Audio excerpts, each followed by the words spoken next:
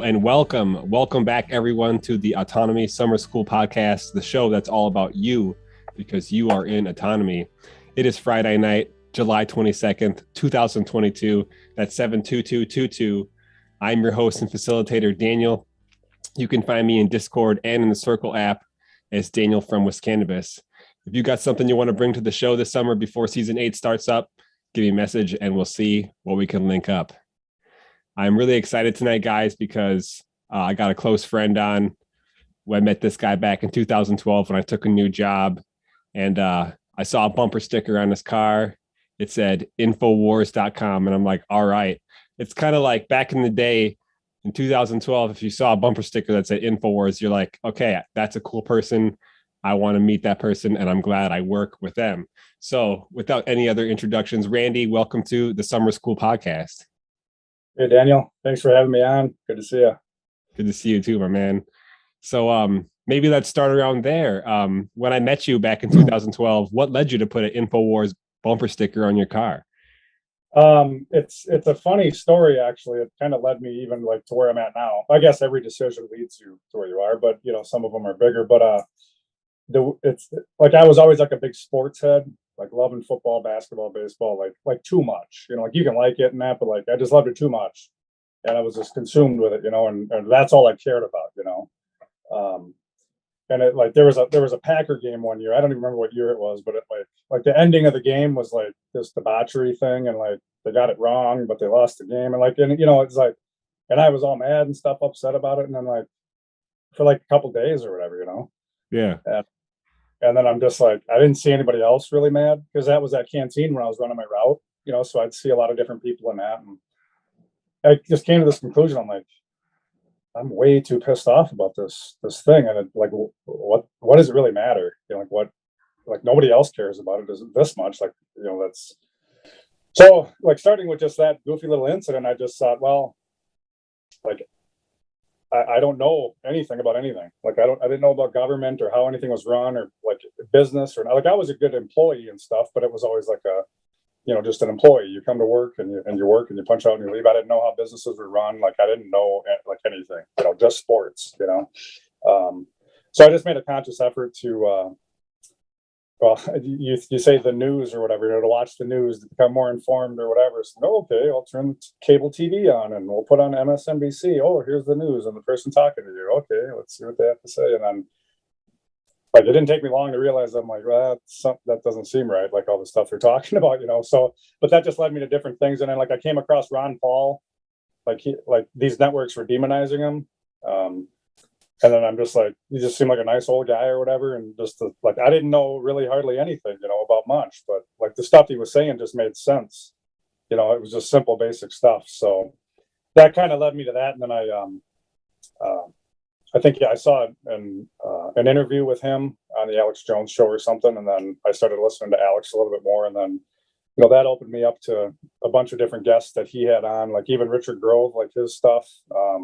That's where I first heard about all that. And then you can go look at that person's content or that, like, you know, you'd have alternative doctors on or, you know, people inside a business or inside of medical industries and letting you know more about how things are run and all that. So, and then you become aware of all the corruption and then you look for it in your life, you know, all the corruption in government and, you know, it starts there. And then then I'm like, well, you get involved with the Republican Democrat thing. Then if you want to vote, you know, like, so you slowly get into some things and then and it just kind of goes from there. And then it was, you know, just trying to be more informed on stuff that mattered.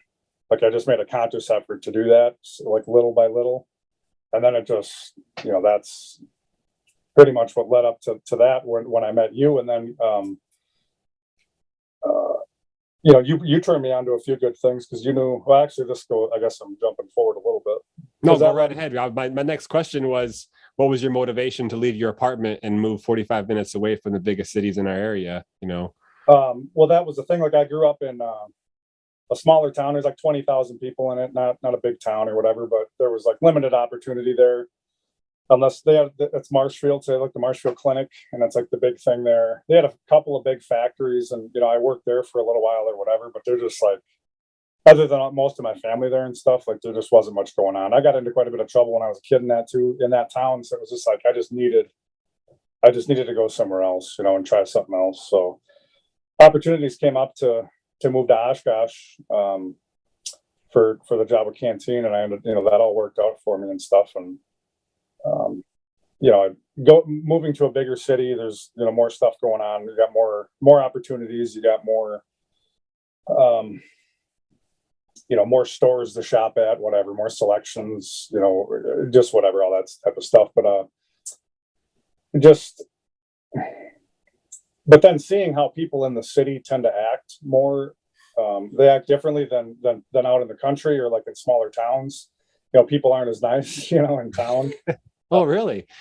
And then there was some crime and stuff happening, like right next to my nice little apartment on the lake there. You think, oh, this is a really nice neighborhood, good place and that. And then like there's like you just see the crime like slowly happening closer to your house, when you go to work in the morning and there's cop cars all over someone's house with their guns drawn and that, and you're just like, this is like a block or two from my house. Like, so stuff like that. It's just like, I don't know. Like,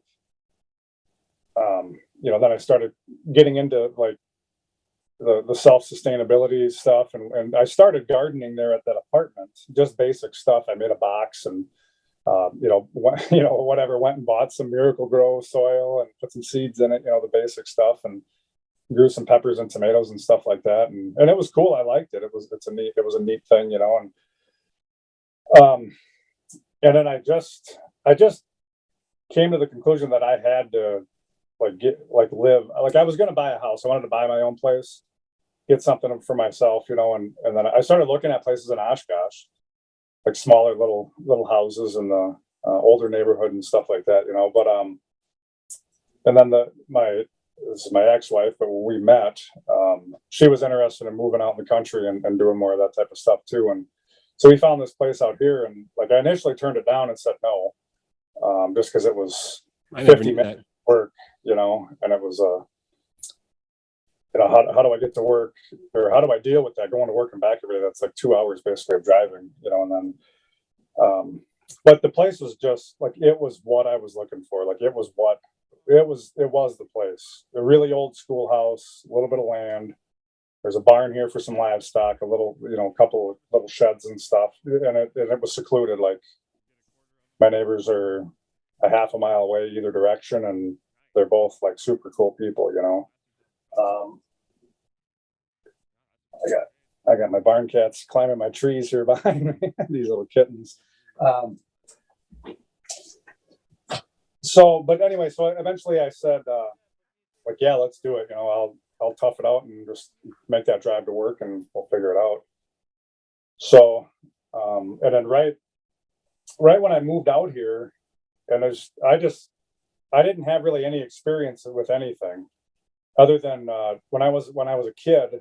I had a little bit of or a couple of opportunities to spend time at farms like that family had owned. So I would go to the farm every so often, and just like, it was like a farm for a kid is like, there's so much fun stuff to mess around with, So I remember all that as a kid, having those opportunities to do that. But that was really my only experience with being around livestock or having a bunch of land or really doing anything.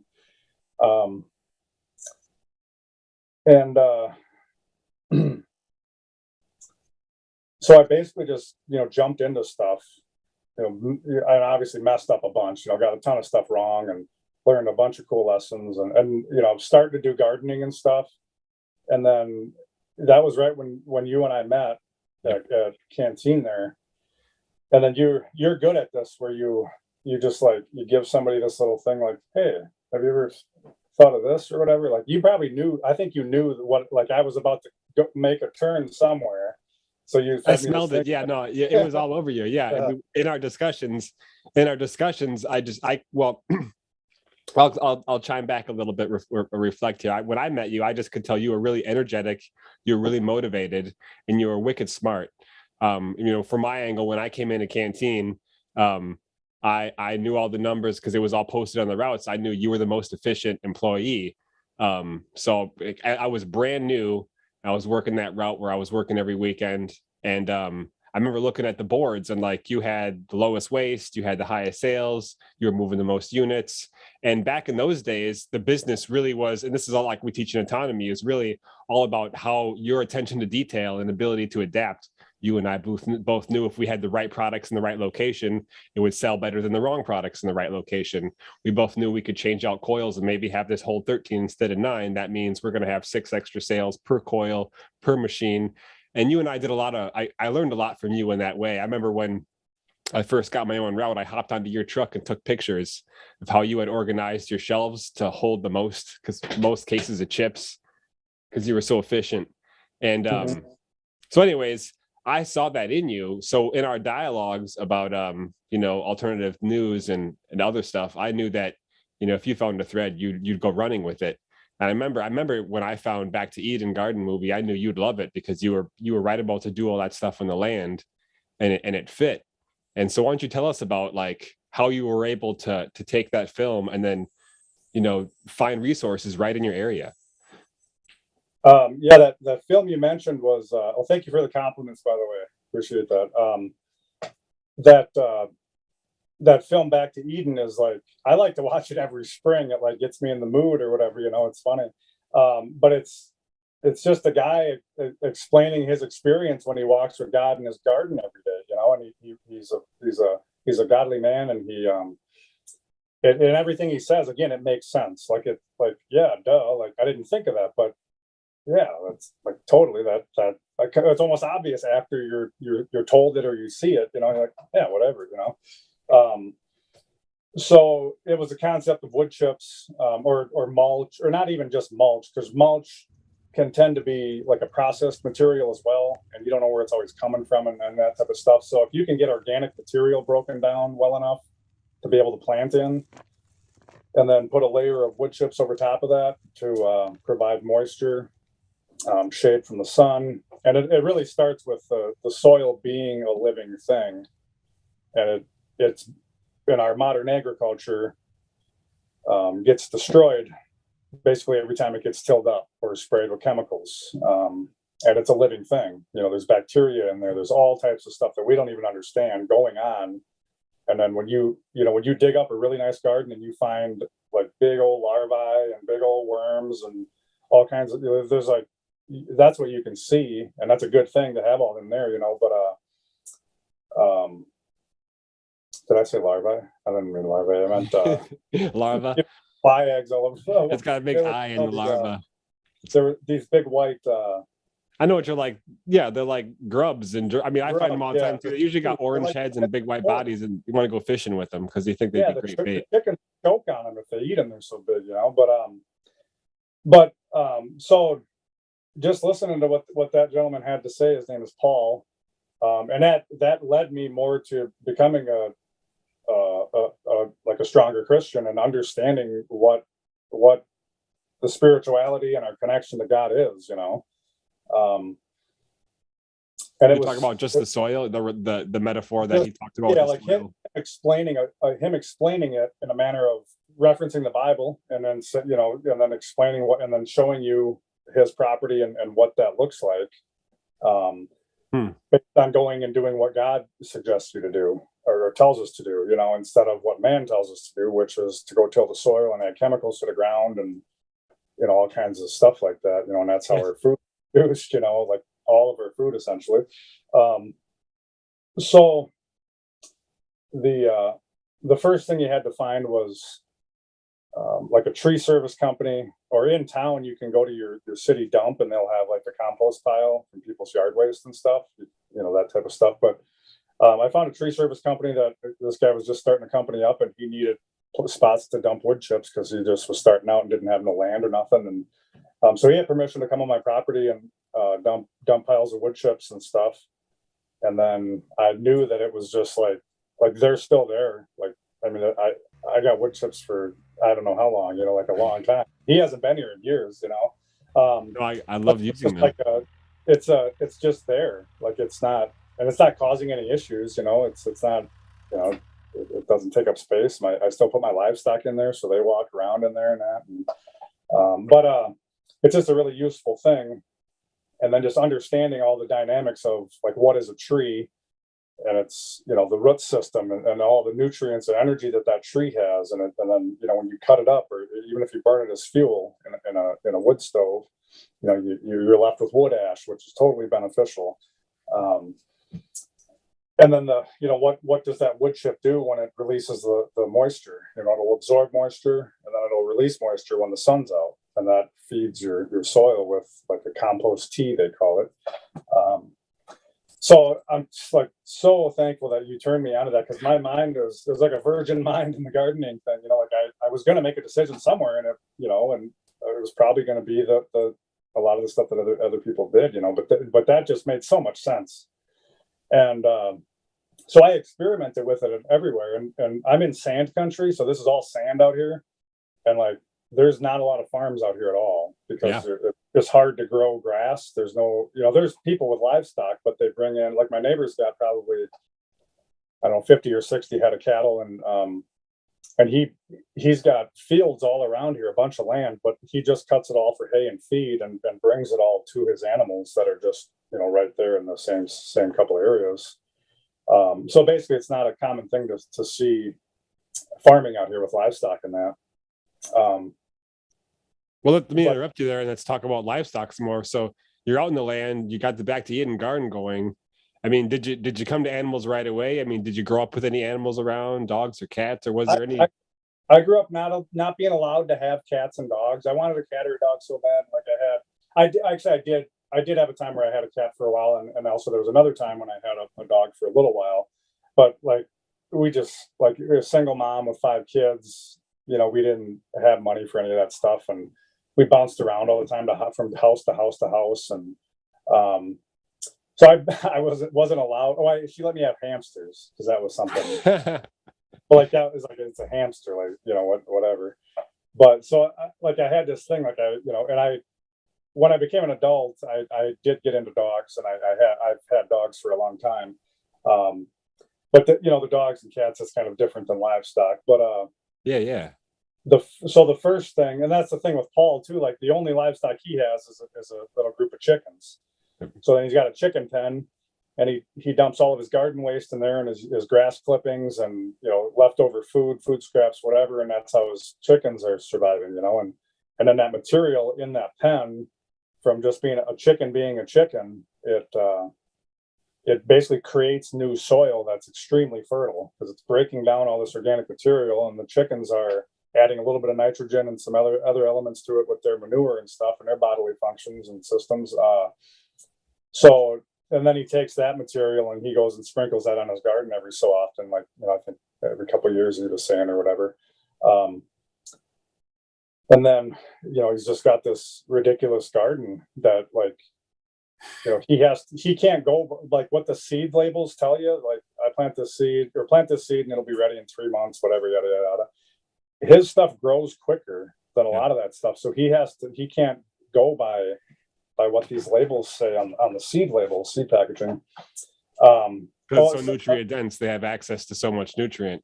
Yeah, that it's not, though, that seed label is going off of how man has manipulated agriculture, and going with that structure and system, and how they see it based on what they do. Another side note about that, the thing with Paul is he has Agent Orange from Vietnam, like exposure to it. So he's got these neurological issues, and he doesn't walk very well. And the concept is, every year that he's done this, it's getting better every year, because you're adding and you're not killing what's there. So what's there is establishing, and it's getting better, and you don't have to do crop rotation and all this other stuff, So it's multiplying. It's like building upon itself. It is. And he's in not bad health, but he's limited. So, but he's like, he doesn't have to do as much. Every year he has to do less, because there's so much it's just there. Like, it's just so much that's there. So it's providing for him and his wife as they get older and can't get around as well, So that was another way of doing it that way. And then you look at the other way, how man has done it with killing the soil, the fall of man, right? What has happened since then? Like, if you till the soil and you do all that stuff, like it gets worse, and you got to do more of that stuff. and you got to add more chemicals and all Each this. year, yeah, no, each year the soil depletes more and more from the wind and the sun. But if you look at how God does things, and it's this thing with seasons, summer or excuse me, winter ends and spring hits and summer fall, and then the leaves fall in the fall, and then like they fall to the ground. Nobody, well, people pick them up. Like in municipalities, you gotta rake your leaves, or else your neighbor will call the homeowners association on you, or however it goes. I don't know how that goes, but so. But that's like the if you think about that cycle, like what's happening, it's like the leaves are falling to the ground, and then the leaf. I never rake my leaves. It's not like my grass is awesome, like because the leaves, I just let all that stuff die on the grass, and it doesn't never dies. It comes back strong, But that's just a natural cycle of watching how this created world that we live in, and how things operate. And that's actually one of the other experiences I saw here. On just west of my house, there's a patch of trees, and then I have a little bit of land right to the side of that. And when I came out here, the house had been vacant for years, 3 years or something. So, nothing was manicured. There was a yard, but there wasn't like good pasture grass or nothing. It was all dried out in the pastures and that, except for that spot on the other side of those trees. It was lush and growing, and it was like, holy smokes, and then you think about that, and then you're like, yeah, every year there's these oak trees and pine trees right here, probably a half acre or whatever, but every year nobody was here doing anything, and that area there where the leaves fell every fall, that's where they fell, and they collected over there, and that was where the natural cycle was happening, and that's where it looked great. Because man had not intervened, but that's my example of seeing that, knowing that. I don't care what any person or any man tells me, because I can see that that's what it is, and I know what that is and why it's happening, because of that was the intent, So basically, if you can mimic gardening that way, then you're providing more nutrient dense food for yourself too. And then that's that spot over there I was talking about with the pasture and that area that had grown well. I use that example to, try to mimic that on the rest of my farm.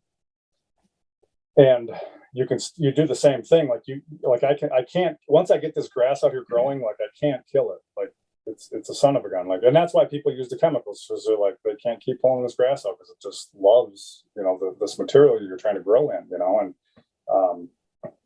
but covering the soil is basically the key, to a lot of it, because you're protecting it from the sun then as well. And then don't disturb that. And then next year just add to it again and add to it again, and then, you be more drought resistant. You're not being dried out, so the moisture retention's there. So I tried to mimic that in different ways on the farm throughout the years. And again, like I'm still learning stuff. So I'm listening to podcasts and stuff from like big beef farmers and how they do things out west. But you got to take what you can from it, because it reaches a point where you're like, well, that doesn't sound right to me. So hey, hold on a second. You just said you're listening to podcasts from big beef farmers. Now we were in from Paul Gauchi putting some mulch on your garden to cattle. So let's back up a second. When did you start getting into animals, and how did you progress to learning about cattle? I take it you want to tell us there's cattle on your land now. Yeah, no, yeah, but there's like that's like if we go down a road, we'll go down that road. Or who knows? I want to talk about the ducks, because that was I have some video I'm going to pull up when I edit this together. But I remember when the first time I came out for one of your duck harvests, and I got to participate in your duck harvest, and I got the camera out, and it's time to butcher a duck. It's time the first one I hit, it sprayed blood all over my face. No, I just think your first axe was dull. But I remember, this is a process. They have to die. You want to bleed them out. You want to get their feathers off. Yeah. And then, get them processed and, frozen. So the thing with having a farm and having land is it's like your benefits from it, or what you gain from it, are like I don't know. It's hard to explain, but like being outside in that environment, just doing stuff out there, like that's the reward. Like being able to just be outside in and amongst all the trees and wild animals running around. Like that's like a good place to be, you know. So, but I guess anyway, the first part of the first animals I got were chickens, because like that's the, you know, city people get chickens, you know, like that's the one thing a lot of people can just start with and see what happens or whatever. And then I started selling some chicken eggs or whatever from the birds I had, and I don't know how I came across duck eggs. I think my wife at the time, I think she had bought some from like a farmer's market or something, and then made them for breakfast one morning, and I liked them. I'm like, oh, that tastes good. That's way different than a chicken egg or whatever, you know. What's different about it? It's like thicker and richer, and there's more to it. So like I used to years ago we tried the gluten-free diet thing, and that was something you would hold your gluten-free breads together with, was a duck egg. Because Okay. it's super thick and super sticky. So like, because like gluten-free flour in that, it'll fall apart. Like your breads will fall apart real easy. Yeah. But if you use duck eggs when you're baking it, that helps hold it together better. So I just started doing some looking up on the duck egg thing, and I thought, like, okay, I don't see a lot of people doing it out here. I didn't really see them in the grocery stores or nothing like that, you know. And then I think because I was aware of the chicken egg allergy issue, where, you know, people with chicken egg allergies. Now that could be another trail as to why they have the allergies, but we won't go down that right now. But No, go ahead. Let's take us for like, I'll give you 2 minutes. What possible reason do you think there might be a chicken egg allergy? Like, just the idea for us to consider. well, if you take a vaccine and you inject it into your body, and if that vaccine during its processes of being created if there was any like egg yolk or any part of an egg that was used in the base of it to grow the bacteria at all, maybe, you know, your body treats the contents of that shot as like a foreign invader. So there's going to be other elements of stuff that are also being treated as foreign invaders. And peanut oil is also another big one with peanuts and the peanut allergies, where like people will die if, you know, like some people will die if they have a peanut, you know, like accidentally or whatever. Okay. Like at McCain Foods, where you couldn't have Snicker bars in Machines. yeah, you know, whatever. So, you know, people with their, you know, getting shots and stuff, and then, you know, if you have, like, why would you have a chicken egg allergy and not a duck egg allergy? But not a duck egg allergy. Yeah, who's allergic to duck eggs? When you were selling duck eggs, did anyone ever say they were allergic to duck eggs? Oh man, that was like my favorite part about selling them. I would have given them away if I could just have that conversation with people, you know. And like I, I don't know. I maybe shouldn't go, you know, go that far with people right away or whatever. But like if it sniffs around there, like I'm going for it, you know, the conversation. But That's the urinal story. Okay, maybe for later in the show. So you got some chickens, you got some ducks. Well, the ducks too, like that's actually one of my detriments that I tend to have is, oh, I'm going to get some ducks, and I'm like, I get 300 ducks. Why do I need 300?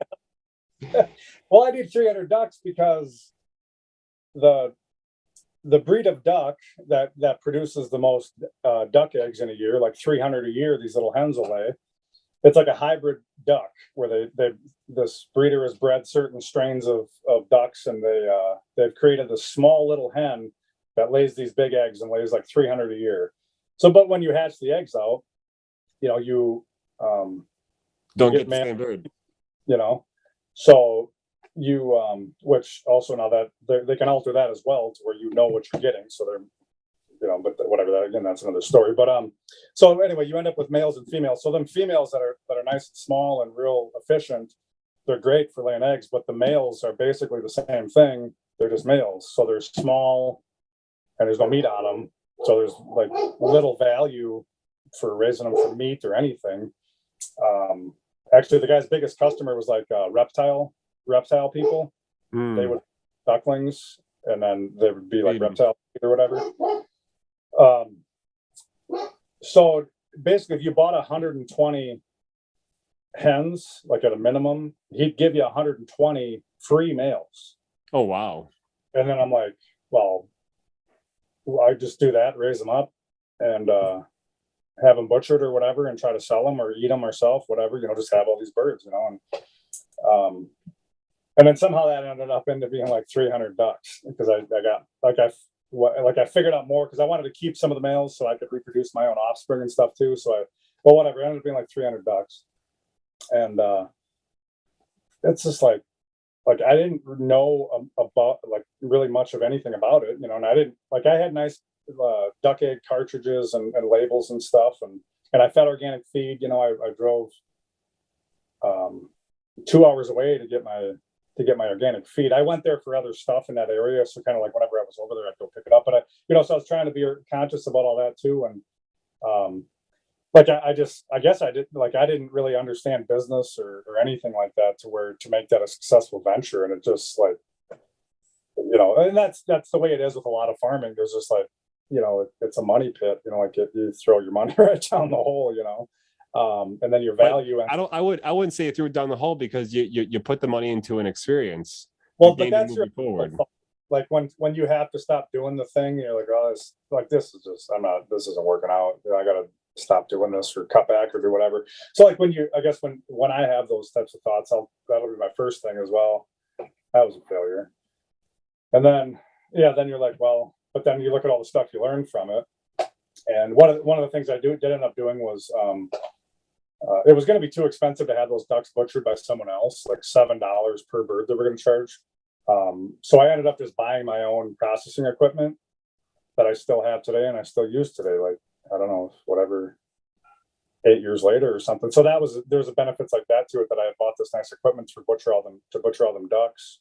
And then I still have all that stuff to use today. So, but yeah, just the lessons and like I could go get ducks right now. I don't have ducks anymore, by the way, but I could go get ducks right now and raise ducks. I learned how to hatch them. I bred them all. I hatched out the eggs. I got the incubation right to get like 95% of my chicks or the eggs to hatch and the chicks to make it. So I learned all that cool stuff, and that's where the value comes in. With hold on, someone's in the kitchen and my wife's not home, so it might be one of the dogs. Yeah, go right ahead. That's totally fine. It was her. It sounded like I knew she was gone. I didn't hear her come home. So I jumped into that, and I just have a tendency to do that. Who cares? Just go do it. Just get in there and blow a bunch of money on it. Blow a bunch of money on it. I drove my ex-wife nuts too. I was treating it like I was building something. I am still building something. Through my journey so far is like what I'm building out here is for future generations to be able to have food, even like after I'm gone. Like whoever buys this place, or if anyone that loved one of mine inherited it or something, it'll keep going, and provide for other people. Like when I came here, there was one apple tree. I get apples from that tree every year. Somebody planted that apple tree years ago. And now I'm still reaping the rewards off of them doing that little task. So yeah, the duck thing that kind of failed on me and stuff, but it was chickens, then ducks, and then we got a couple of goats. Was trying to maybe get into more like milking some goats and just having some fresh little raw milk or whatever, and then butchering a couple of goats or whatever to have some meat in the freezer. And and I mean that it escalated to pigs. I got into pigs for a while, and raising. I guess one of my other detriments is wanting to keep breeding stock, because when I get something, or at least I want to know how to do it and how to be able to keep breeding stock. So I don't have pigs anymore, but I could go get pigs now and just know how to raise them and know how to keep breeding stock to be able to reproduce my own animals. And that's where another benefit comes in, like as our society degrades and collapses, which it's like that's where it's going, the more of those things are really valuable. Did you find it valuable, like even just financially beyond your own benefit? Like, were you ever able to sell like the animals you reproduced? I did, like, the things I did with pigs was the most popular thing was guys buying piglets. I had a lot of Asian folks. There's a lot of Asian people over here that like to be able to go buy a live animal from a farm and then take it home and butcher it themselves, and then they utilize the whole animal. So they like to do that. So I had a lot of Asian folks that would come out and they would buy piglets even too. And then there's like this certain sausage that they make out of it or whatever for certain recipes or certain events. But the common customer was he'd be like a working class guy. He's got a little bit of land in the country. He's got a day job and a family. He's got this whole barn on his property. He's going to put some pigs in there, raise the pigs up, and then sell them, send them off for butcher and sell them in the fall to friends and family. Like that was like the standard guy that I dealt with all the time, like a handful of guys like that. Yeah. But there was like there was no financial benefit into it for me. And then going back and seeing all these mistakes that I did make, like the duck egg thing, like just going balls to the wall with the duck egg thing and not having a real plan on what I'm going to do with all these eggs, or how I'm going to sell them, or how to market them even, or anything. But we had all this food, like the family has. We got all that food. We're not going to starve. We got all this stuff. But I had that tendency of just going into it too, maybe too much right away. But the pig thing too. That looking back there. Just with how a pig acts, like they're if you're going to keep breeding stock, you got to have a really like a certain setup for them to be able to reproduce properly without harming the piglets, because they don't know that, like, they're so big and they can't see what they're doing all the time. There's like 10 piglets in their pen, and they'll just turn around and like step on one of them and hurt them or whatever. But so there's like all these different things, and I didn't want to do like inhumane stuff to the animals either, to do to raise them. So I had a lot of losses and stuff, and it's just like the farm for me is not. I never really ran it as a business, and I still really don't. Like it's in my monthly budget to take care of my livestock and to feed my animals. Like I don't run it like a typical business, and I never really have. So I don't know. At some point we might try to get there more, but for the most part, it's just building the farm and not looking to be able to pull money out of it when I need it here and there. But it's there and it's operational. It's going on before in front of you. Yeah. And there's like assets, like I have assets sitting around the farm everywhere. Like there's a pile of telephone poles out back. I've got some T-posts, some fence posts out front here that I have for sale right now. And so like when I need to sell, like make some money or get some money for something, I could sell stuff that I have around here, and there's markets for all this stuff, and that's based on inflation. And like the T-posts, they're steel, so they're up. Like the price of them are high right now, and there's a shortage on them. So that's the time to sell some of these things that I'm not using, that type of stuff. So you do look at it like that, like the market's high on this. I need some money for this. Let's sell that or whatever. So yeah. But I basically treat the farm as it's all one thing. It's not like I have my house and my budget in my house, and then my farm has to sustain itself.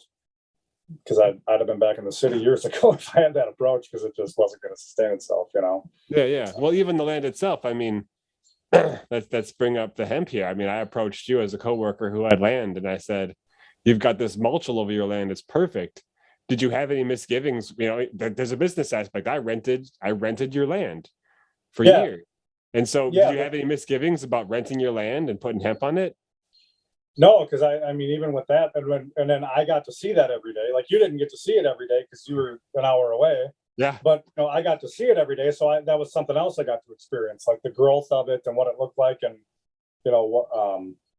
just how it reacted to the weather and different stuff. So no, there was a ton of benefit there for that. Learning how to do all that, and then being able to see the hemp production. Yeah, the hemp production. I told you I'll get interrupted one after the other eventually, but that's cool. That's okay. I'll pause when I see him come in. No, you don't have to pause. You can just keep going because while you're talking, the camera will stay on you. So my little screen in the corner won't be as relevant. But yeah, Okay. I mean, the hemp thing for me was a fantastic opportunity. It came around and I was pretty positive you'd be on board. I mean, you were even a financial backer for me. You provided me a loan to get my, half of my initial crop sustained. And then, I was able to pay you back that season for the land and for your initial investment to create Wiscannabis Farms, and to a great extent, Wiscannabis Farms wouldn't even exist without you already being on this wavelength, and being out there and having an available spot. So, yeah, that was a really unique experience for me. Let me think. I had another note here. You mentioned the pigs. You did mention briefly cattle, and I know there's sheep out there too. But moving past the animals, is there anything new you got going on that you're building that's just kind of in development? Yeah, I think my wife is she's I don't even know like the proper word to say, but I always say she's an art person because I don't know, like she's an artist, she's an art person, she does art stuff, like I don't understand the art concepts and that, but she does ceramics by hand, and we had when we first met, like I wanted a woman in my life that was, well, first of all, centered on Christ and God, and then wanting the same things as I was looking for, and what I wanted a traditional setup, where the man busts his butt, makes the living, takes care of all the business basically, and then the wife handles a lot of the home, basically manages the family and the house, and takes care of everything. And so, like with her being in ceramics, like we have her set up in the bedroom here where she can make stuff. And then, we looked at, when you make ceramic, you have to dry your items, your pottery, in a kiln. So she was renting a kiln in Madison. There's a wood fire kiln in Madison that she was renting. And then there's also smaller electric ones. She rented an electric one once too. But that was, a 2-hour drive or hour and a half drive even to just go and do that. So we just thought, well, why don't we just get a kiln here, and just do it all from here then. So we looked into that, and we first stumbled across the gas kiln, or electric kilns, obviously, were the first ones. But I wanted a gas kiln with something I could maybe I didn't have to have electricity run to the building where it was at. So I wanted to just be able to hook it up to smaller tanks of fuel. But then that was a couple of years ago when the price of everything was going up, and then it was, we had ordered one, and it was like a 5-month wait. And then within that 5 months, we realized, well, that's when I got my propane bill actually. And it was like, holy smokes, like, okay, that's what they're wanting to fill the tank with. That's how we heat the house. That's way, way higher, and so then we're going to have to pay that amount and be controlled by that system whenever we want to use this gas fire kiln as well. So we decided to cancel that order and get our money back on that. And then we just to build a wood fire kiln on the property here. That's where we're at, and then we'll gotta do the chimney in the back there yet where the cinder blocks are sitting. Yeah. And this here's the door where you feed it, or not where you feed it, where you put you're gonna put the material into roast. Yeah. That's where the stuff. So that comes out and then goes back up. And then this is one of the fire boxes here. So you feed the fire into there, and that's where you get one of the fire going. Oh, this is gonna be a wood fed. It's a wood fire kiln, yeah. Wow. She's got her first stack of wood over there ready to go as soon as it's done. And then a second firebox over here. You can heat it from two sides. And this is your vents, temperature control and stuff. Oh, and then the chimney will be here. That's what all the flues are there for. And that's gonna go straight up and out. Go right up through the roof there. So we're like 80% done, That is fantastic, dude. Last time I was here, this building wasn't even up. Yeah, shit, I did this last fall. But I was able to find all this metal even at an auction. I've got part of my property is a failed Christmas tree farm from a previous owner, and it's these pine trees. It's like 12 acres of them. Some of them are 20 feet high. Some are, well, now they'll even reproduce themselves. So there's smaller pine trees starting out there and everything, but it's really where I want to put more livestock and stuff. So it's always been a nuisance to me. Like, I got to get these trees down. There's no value in them for lumber. You can't use them to heat your home unless you had an outdoor wood burner. Nobody wanted them for Christmas trees. They weren't manicured, so they were like raggedy looking, So these things have just been a nuisance my whole time out here. But it was going to cost like $8,000 at a minimum just to have someone come and remove them or cut them down or chip them up or do whatever, So I never did it, and I just ended up fencing it all in for livestock and just saying, well, whatever, I'll just cut them down and burn them in the fire pit every once in a while or whatever. But anyway, with this wood fire kiln, and then when Terry came around and we met and it's like I had that thing sitting there, this so-called nuisance now. And now it's fuel. Yeah. Now what you need to fire this wood fire kiln is a bunch of pine. And I'm like, whoa, I've got a bunch of pine, so it's nice how things work out like that. So we got all this fuel everywhere to fuel this unit. It's on hold right now. I've got, the buildings up and the base is done. We're at the point where the arch has got to be put on. But Terry sells she has mugs that she still has. She had like some inventory that she had, from her last couple of firings. So she has like little coffee shops in the area that she sells her mugs at and stuff. That's cool. But yeah, we'd like to open up more of like a country store type of thing. Like where you walk in the store, you walk in you come into our home, our property here, and you come into the store to just see what's there, and there's like just a bunch of cool handmade items in there, stuff that you don't see everywhere. And that's like the tanning hides. With having sheep, we learned how to tan hides, so we know how to do that. So we have a couple of rugs from a couple of years ago from our sheep that we did. So then that, and then once people find out you know how to tan hides, then I've got a freezer full of deer hides, and I've got a whole coyote in my freezer for like way too long now. I gotta get it out of there. It's just a coyote in your freezer. Coyote, yeah, a whole coyote. Wasn't gutted or nothing. My buddy shot 2 of them, and he gave me the smaller of the 2 because he knew I was doing hides. And then I was just busy, and I'm like, well, I just met him. He lives a couple hours away, even, or an hour and a half. So I met him for something, and he just had it in a garbage bag or whatever, and I just threw it in the freezer because I didn't have time to do it right away, and it's been probably a year and a half now or something.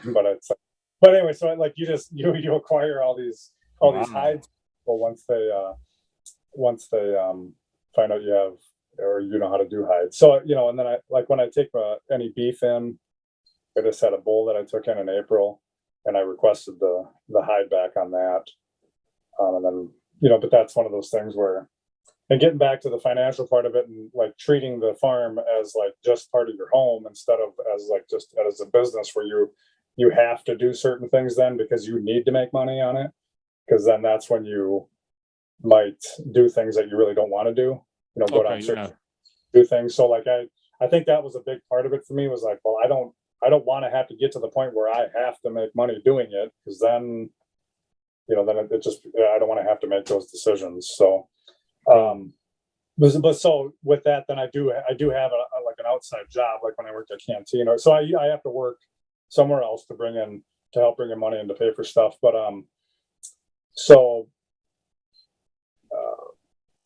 where was I going with that? Oh, we were talking about the.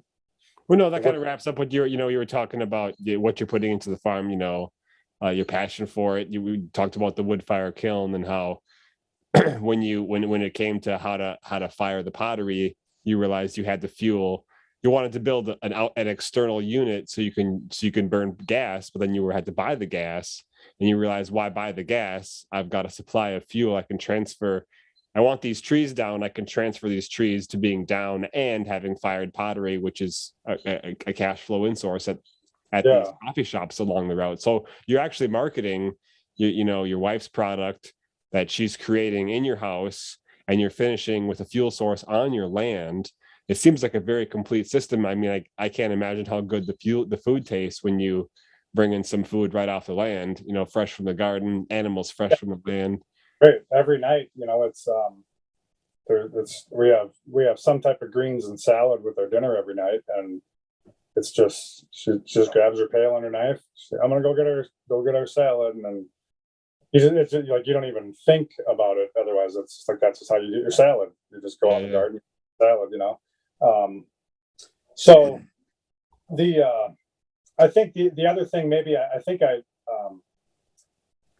don't maybe value what we offer and what we might be able to do in the future. I don't maybe don't place a high enough value on that for what it might be worth to people and how people might actually like really think the stuff is cool and might appreciate it and to put a proper value on some of it. Oh yeah. The other, so I think I kind of downplay the value of what we actually do because like I was surprised she sold a coffee mug for like $80. I'm like. And it was to my buddy, and my buddy's like, he knew a little bit about arts or whatever, art type stuff. And it's like, oh no, man, that's an $80 mug all day. And I'm like, Terry's like, yeah, it's $80 mug. I'm like, okay. I mean, I just seem like an $80 coffee mug. I'm like, but it was the cool value is perceived in the eye of the purchaser. That's one of the things we learn in autonomy is it's the value added of the item or service or product that actually creates the worth in it. Rich tells this great story of or maybe someone he quotes, but someone somewhere and he's a woodworker and he's just doing this straight woodwork and getting paid for hour, basically buying the raw materials, working it into a finished product, framing a house, whatever. And in this one case, someone wanted him to frame a painting, but it was a very specific and very valuable painting.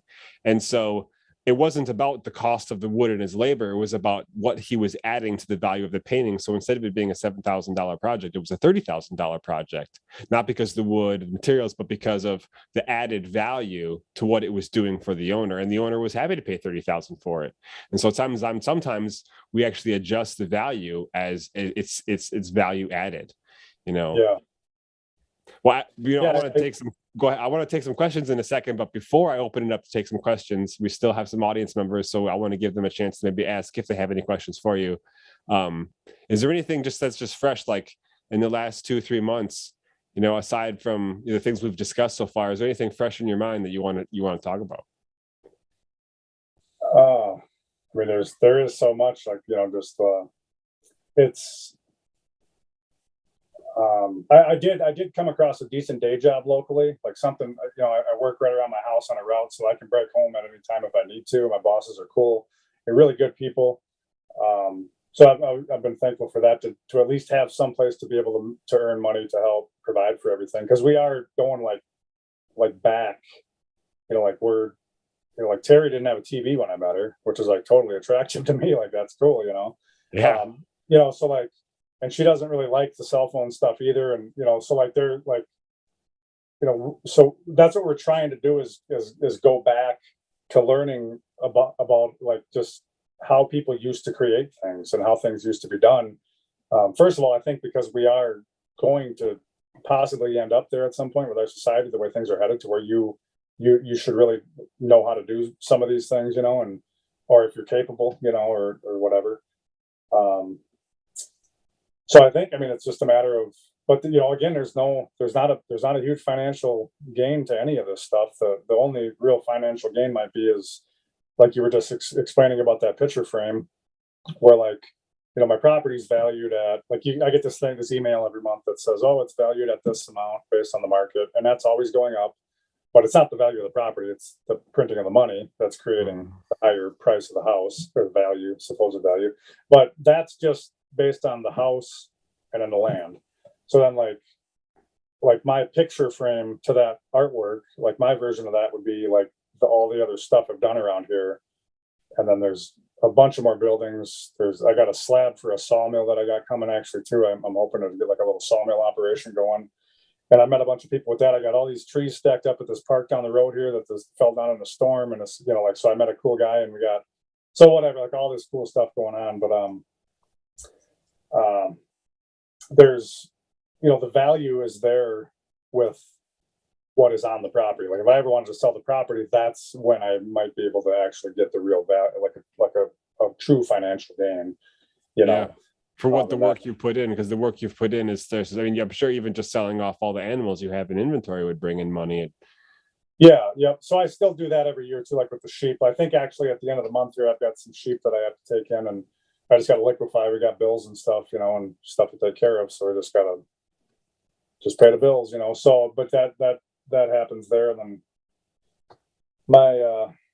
my cows will be having their calves here next month, hopefully. So yeah, and then that's, so you're birthing calves here too. I mean, all the way through. Yep. So, and then that adds value to the herd, because there's more animals now. That's your value increased, and that's not an inflated number by a money printing machine or punching digits into the computer. It's from an animal that I own giving me another animal. So that added the wealth there, and it really there's nothing about there's no money's not in there at all. There's nothing that's just about value of having one more head of cattle. Then Yeah. So. Cool. Well, hey, if anybody's on the call and they got any questions for Randy, feel free to unmute at any time and interject us and say, "Hey, I got a question for you." Anybody out there got any questions tonight? Randy, have you ever eaten elk? I believe I've tried elk from a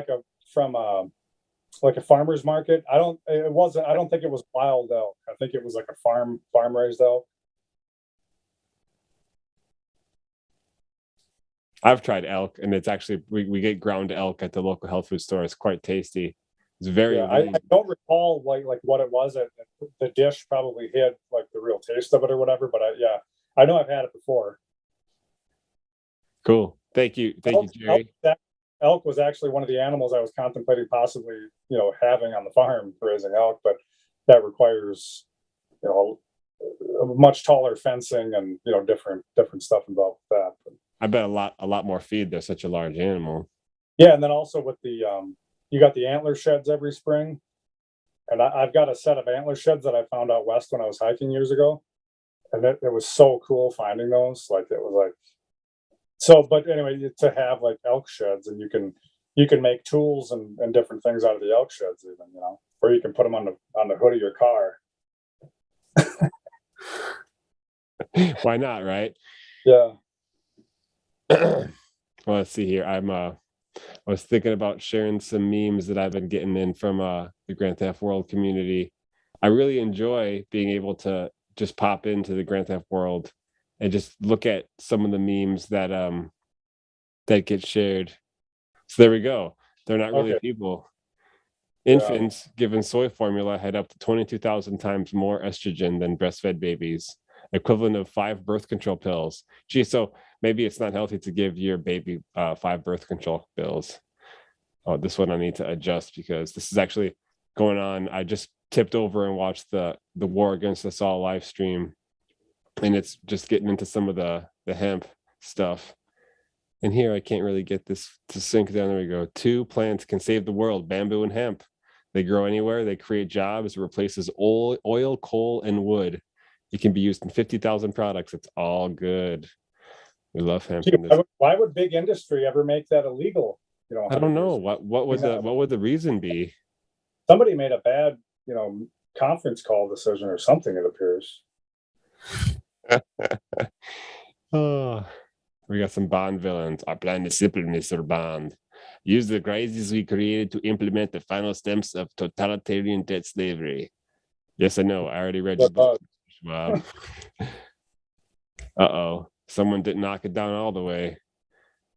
I think I sent you a meme where the meme with they found the passport at the bottom of the towers. Yep. No, I love that one. That might even be in this feed here.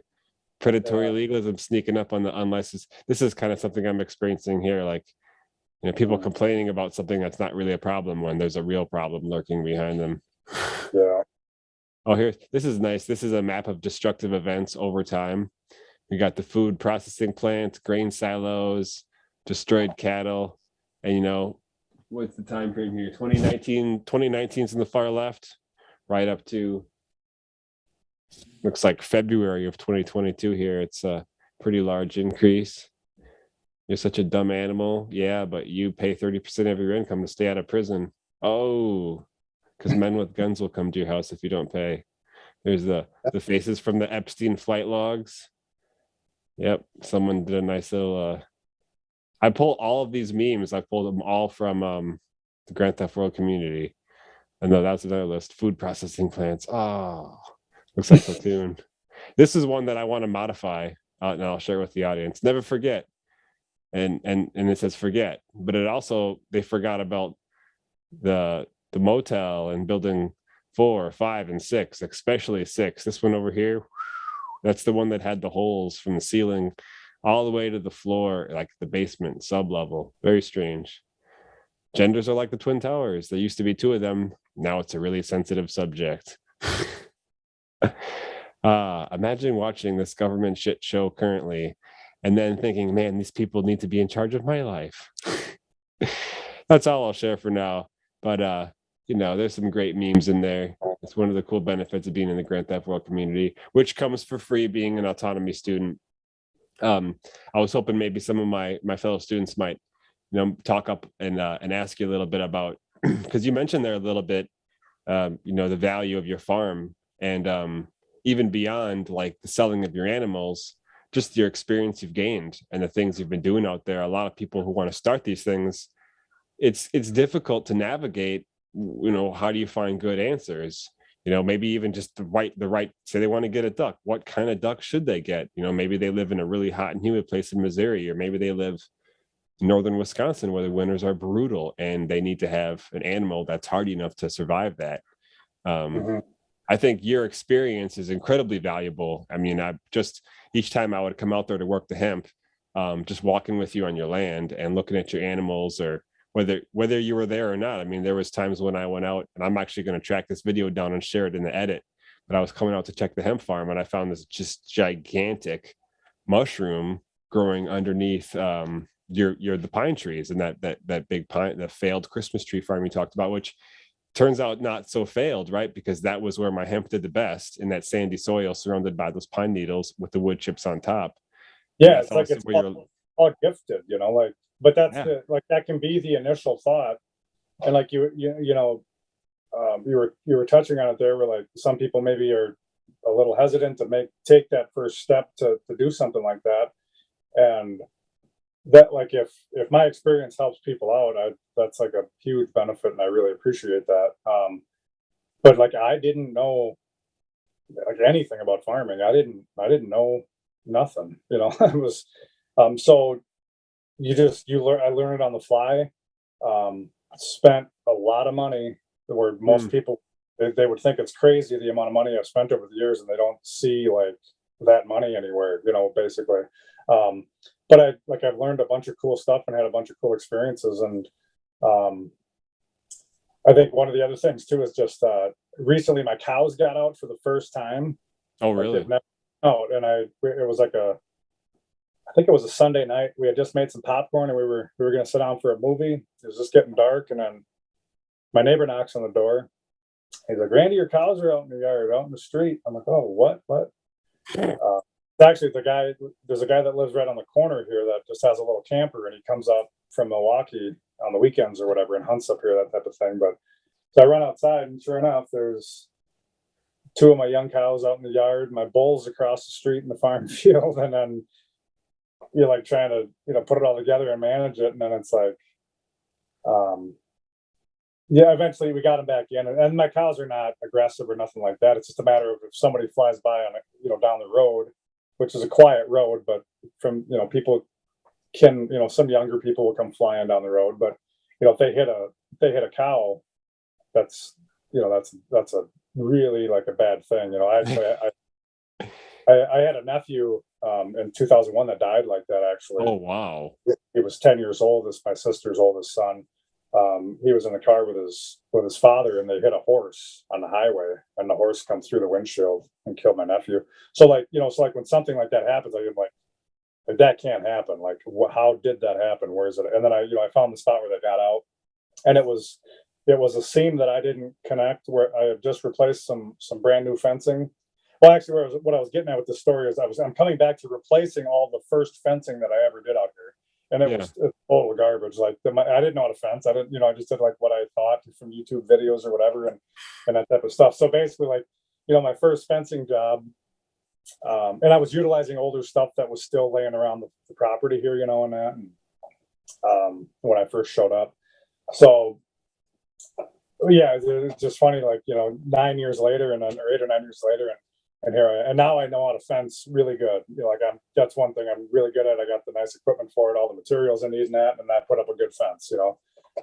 But where they got out was where my new fence job had reached it met my original fence job, and I didn't get to extend it where I wanted. I basically had to stop the project there. So when I didn't connect the seams on the fencing, I just stapled them both to the same post.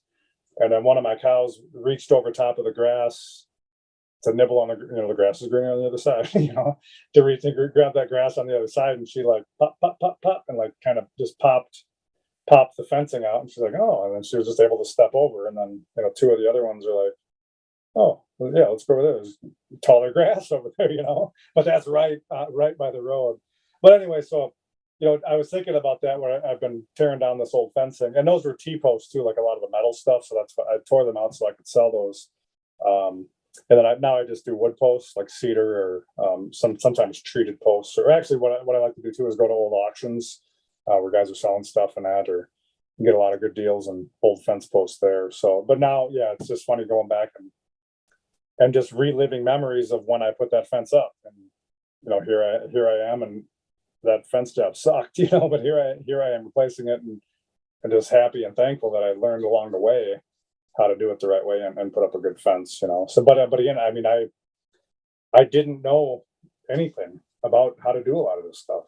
You read books or you get online, and there's like YouTube videos and stuff like that of people doing all kinds of stuff like that. You can learn a lot like that. Or I think an element of the gardening and just being in that element, I think we're all imprinted with that type of stuff through God. Like, it's in us, and once we start doing it, and we just start, like, even like I was saying, I grew tomatoes and peppers in Oshkosh in a little wooden box on the dock by the water or whatever, and it was like just something like that, like that led me to really enjoy doing that type of stuff and getting involved with it, but like, I didn't know, and I grew up with a single mom. I never met my father, so there was a lot of lessons that I didn't learn without having a strong male figure in my life as a kid. I just grew up like ignorant and not knowing a lot of basic stuff, So, but I mean, I just knew I had to do it. Like, society's to the point where, like, you really don't want to be in the city. Like, I can't be in the city. I don't want to attempt to raise a family or anything like that in the city, So it's a matter of just getting out and forcing myself to learn this stuff. And then, you meet a lot of cool people along the way, and there's a lot of other cool people doing it too, so you can barter with people, and you got networks. And I know all these other people that, that are into other stuff that maybe I don't do, but they know how to do it, so yeah, it's, or the bird processing thing, like, I'm able to help my buddies process their chickens and stuff. And yeah, like, it's like a whole community kind of networking, feeding back. Yeah, so that's a positive too, is that there is a lot of people out there doing it, and a lot of people are doing it the same way. Where, like, they don't know, they're just taking a step. They're figuring out, right? They're figuring out. They're doing it live. That's what we call it on Saturdays. We do it live. We just go out there, we step up, and we fail forward. Yeah, because I could never imagine, like, going to, like, agriculture school or something. I've got it. I think we get kicked out, Randy. But yeah, like, what, like a good buddy of mine, he's in his 60s. I think you know him, actually. His name is Steve. He works at Plexus, there, the janitor. Yeah, I remember talking to him a couple of times. Bald guy with glasses. Yeah. So he's a farmer his whole life, raised 5 sons on the farm, dairy farm, like all that whole environment, And his oldest son goes to Madison for agriculture school. Okay. And now my mind is like, you were born and raised on a farm. Your dad's a farmer for years. What the hell else do you need to learn in a university? Like, what? Like, the university is So, but now they're actually separate, like almost separated in their mindsets, because the university basically warped his view on all this stuff. And now, and his dad, is they don't agree, they don't get along, but yeah, it's crazy to me to go someone goes to university to learn agriculture. I just think we're imprinted with it, and if you just go do it, like it starts coming to you, and you got to filter out what you hear and what you listen to, and what advice you take and all that. Yeah. But like for me, it was like whenever someone's like, "Oh, to spray this on there, that'll get rid of that grass or whatever." Like, okay, like that's where I stopped, and I don't do that. So that's like I'm not, So yeah, you got to you set your limits and boundaries to say, well, I don't want to do that. I want to do it the right way. So There's something that one of the guys on the call we talked about 2 weeks ago, where we're going to kind of try to create a unit of measure we can trade amongst ourselves, even if we're in different parts of the world, that we might be able to offer up and share, network, just like you were talking about with other farmers in your area. An example I have of that is during the autonomy class, I got to sit in and shadow host a course, a really cool course called Mental Emotional Kung Fu, where we kind of went through a tool set for communication and for handling your emotions, whether they're good, bad, and ugly, and everything in between. And really, the result is just taking a moment to like breathe and think and put yourself through this process, so you come out level-headed and not making like a dumb mistake. And the teacher, that Daryl Becker, needed someone to help like edit those classes down and create a thumbnail, and like he offered me like something in exchange for that. And he also happened to be like a health counselor, and there's some food allergies in my house with some of my children, and so we did multiple sessions meeting with him, doing interviews, talking about the diet, talking about things going on, the things we've heard from the institutional medical society. And like he's given really good counsel, and not only that, just like someone for my daughter to talk to about these things. He's been great. And here she comes saying goodnight right now as I'm talking about her. Hey, sweetie, come here. Love you, girl. Talking about me? Yeah, I was talking about Daryl. Oh. Let me just say goodnight. Sleep tight. So Daryl like agreed to do this trade, and it's been a great benefit, and I would have never had that opportunity to both help him with my skill set and then receive from his skill set. And I think that's what we're missing the most in society, is we've outsourced that thing, and we've outsourced it to the dollar or the euro or the yen, and we've lost the ability to just barter and trade amongst ourselves. We're like, well, you're not giving me cash, I don't really want anything you're offering. But back in the day, someone would go, well, I may not want what you're offering, but I know someone who does, so I could take your lamb's hides and I can pass them on to this person, because that person really needs lamb's hides. They know how to sew them together or stretch them out and make stuff out of it.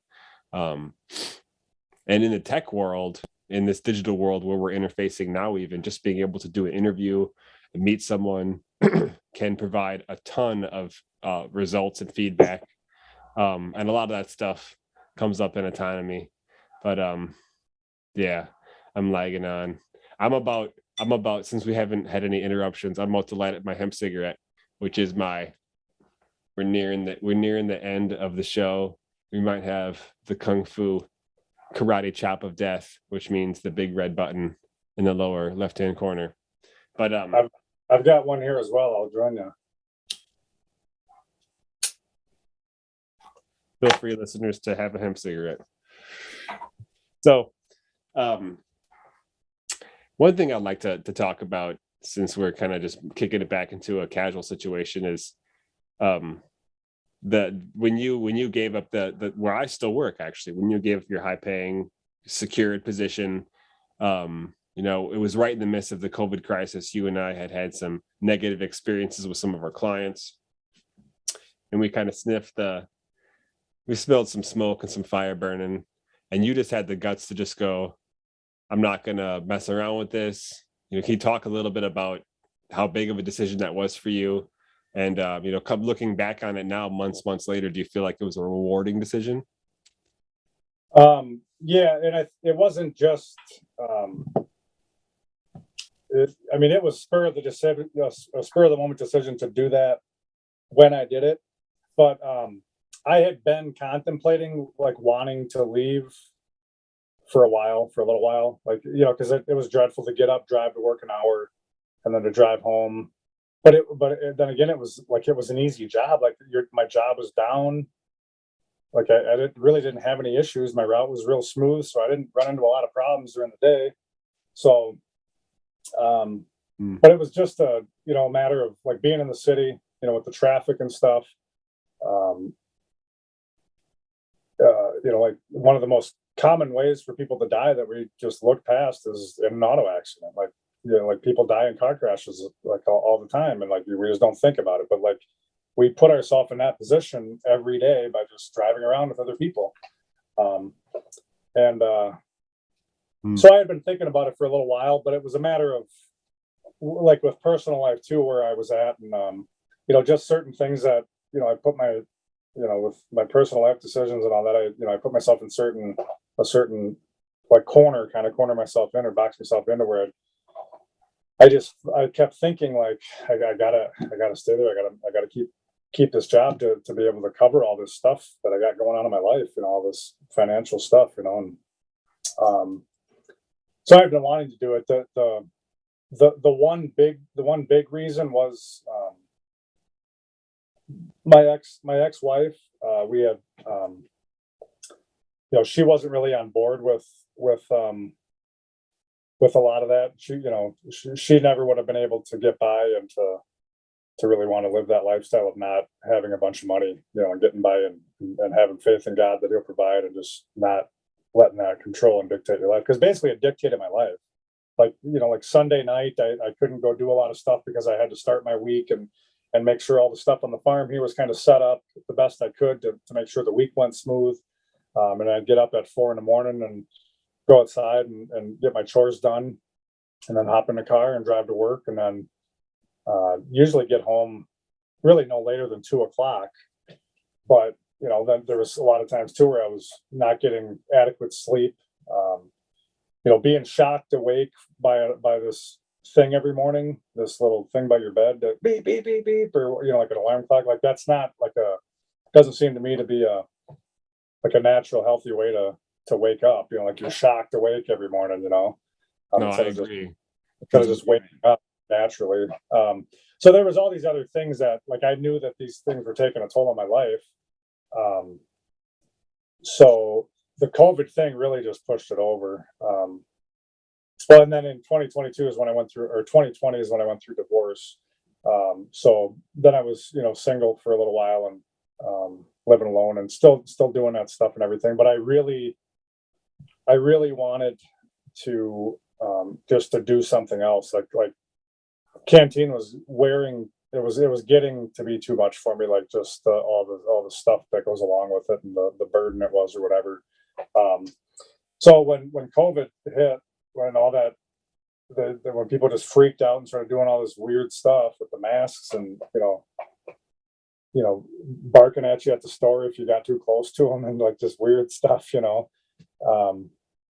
then like you said, the stuff we experience when we go to these accounts. So like before that, what we would experience is like if we went to a warehouse or something where there's forklift traffic, you'd be like, oh yeah, you got to wear safety glasses and a vest in this warehouse. Okay, whatever. Like that's a reasonable thing. That's not a big deal. And then that turned into, well, we got this this mask mandate. So now you got to wear a mask whenever you're in this building here. And some of them, I got by with this. Excuse me. I got by with this. When I used to have long hair, I had this like Nike breathable headband thing, and it was like you could breathe through it, and it was designed so you wouldn't sweat, but it would hold your hair back. So that's what I always wore as like my face mask thing into these accounts, because I could still breathe with it on, and it wasn't really restricting me at all. But so I'm like, so it was that, and then it was like, and I know what's coming. I'm informed. I stay up on what's going on.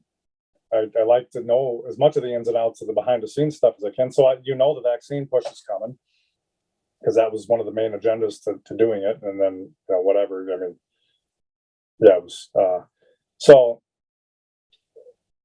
with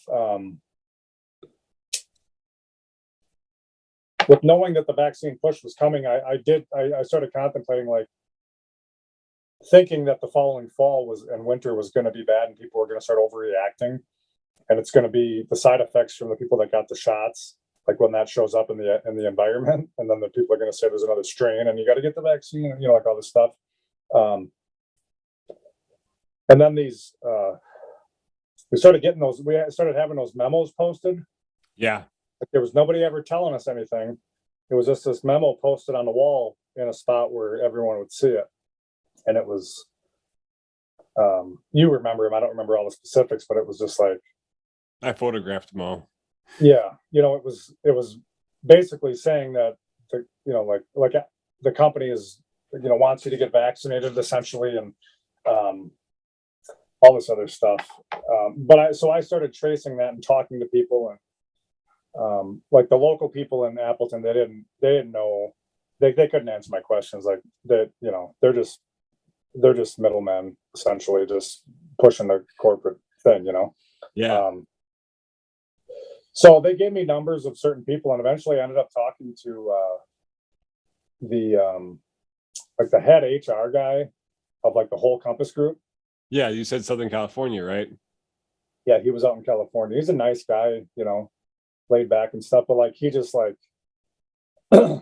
like he didn't get it, like any of it. Like we had good conversations, long conversations, but he just was doing like whatever the mainline thing was, and he would not go away. Like he didn't even have a different view. It was just whatever he was told. Like he didn't think about anything after whatever he was told.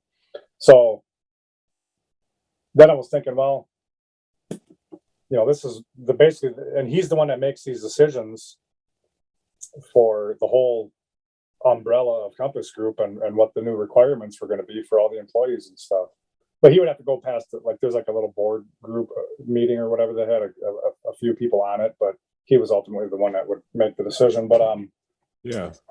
So basically, speaking with higher ups in the company and in the big corporate structure was not very encouraging for the future of where I saw the company going. So basically, I just thought, I just started checking into all these financial things that I had to take care of, my bills and all that, and just like, there was like a savage. I found out there was, I'm like, they'd pay me out my holiday pay or my vacation pay for the following year, even, all this other stuff, and whatever sick days I didn't use. Like I would get a couple of nice paychecks yet after the fact if I did leave, and that would help us get by for a few months and that. But and then it gave me access to my 401k, whatever I had in there then, because then I could move it or cash it out or do whatever I wanted, because then I wasn't employed there anymore. So there was like all these other options, and then I'm like, the financial structure, knowing what that is and how it's manipulated, and like I don't have any say in what that 401k brings back or nothing. It's just criminals playing with our money, playing with our wealth. Criminals playing with our money. That's like the story of a lot. But so once I started looking at all these things that I thought for a few years were like things that I just had to deal with. Like I have a 17-year-old son, and he lives in Minnesota, so and we have a great relationship. He's an awesome kid. So I still had child support to pay for him, and I always helped provide as much as I could for him and his mom and stuff too. So I had that, and then I had all the bills and the mortgage and like all the stuff, and then the farm, with having to basically pay for sustaining the farm with out of my pocket. But once I started digging into all that stuff, I'm like, well, shit. I'm like, and then with meeting Terry, she had moved in January of 2021, so she had been here for 9 or 10 months, and she's so supportive of anything that I want to do or whatever. Like if I have a good idea, like she's pretty supportive of it, or I'm not a good idea. If I have an idea, because if I have a bad idea, she'll tell me that she thinks it's a bad idea too. Like it's cool. But so that helps too, having the person in your life be on board with what you want to do. Oh yeah. I think without without your spouse or your mate being on board, you're just gonna have chaos. Yeah, And it is. it's only a matter of time until it dwindles apart. There has to be unity on the destination, or Yeah. else how could you move forward? Because I mean, our entire lives are movement towards a destination. And sometimes we shift our goals, but when two people join together, I was in a band for a while. We had four people try to join together. It's even more difficult than divorce. So I bands break up more often than two people because there's too many different focal points and egos and pride and crap that gets in the way. You know, relationships hard enough. It's Yeah. beyond belief if you don't have the same destination. Yeah, absolutely. So then putting all that together and just realizing like, shit, I can do that. And then I just got to pay the child support like out of my own pocket or whatever from here on out, or if I ever got another job, so whatever, like, I'm like, well, it wasn't that bad. I can do this. And then I looked into the 401k thing and I'm just like, this shit's falling all in line for what I want to do. Like here it is, and then the COVID stuff and just not being happy with that shit at all and not want to, basically, I don't want to represent a company that does not align with me and my morale and my ideals. I don't want to be associated with that. So that's when I went into Doreen's office and said, I think it was on a Monday. I asked her, I said, hypothetical, I'm not doing this, but I said, what happens if I put in my 2-week notice? And then she was like, almost like sort of crying almost, and I'm like, I'm not doing it. I want to know the scenario. I need to, then I talked to the union and then, verified that, yeah. And like, you'll get all your holiday payout, your vacation pay, all that stuff you had coming to you, even for next year. Like, you'll get all paid out on that. And then I'm just like, I took like 2 more days to think about it. And then it was just like, there was no other negative way to look at it. And I'm just like, It was all green lights. yeah, this is the time to do it. Let's do it. And then I put in my 2-week notice 2 days later.